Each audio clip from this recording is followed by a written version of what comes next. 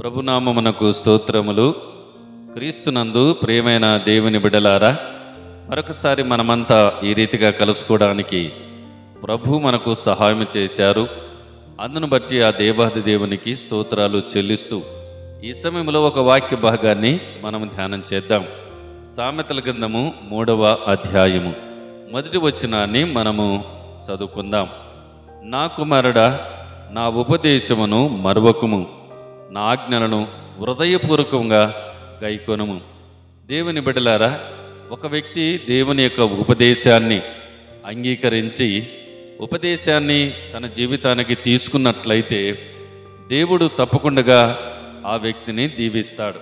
ఎందుకంటే దేవుని ఉపదేశము ప్రియులారా, లేకుంటే దేవుని ఆజ్ఞలు, దేవుని ఉపదేశాన్ని మనము విని దాని ప్రకారంగా జీవించినప్పుడు దేవుడు తప్పకుండా ఆ వ్యక్తిని దీవిస్తాడు.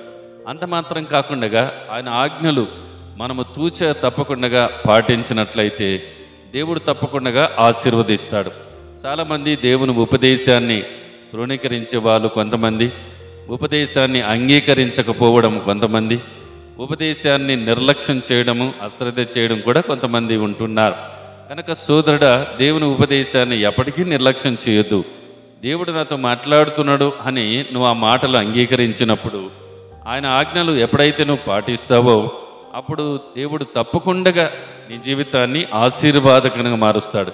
కనుక ఇంతవరకు ఉపదేశాన్ని తృణీకరించావేమో, దయచేసి ఈ సమయంలో ఉపదేశాన్ని అంగీకరించు, ఆయన ఆజ్ఞలు పాటించు. ఆ రీతిగా నువ్వు నడుచుకున్నట్లయితే దేవుడు తప్పకుండా నిన్ను దీవించి ఆశీర్వదిస్తాడు. అట్టి కృప దేవుడు మనందరికీ సహాయం చేయునుగాక. ఆమేన్.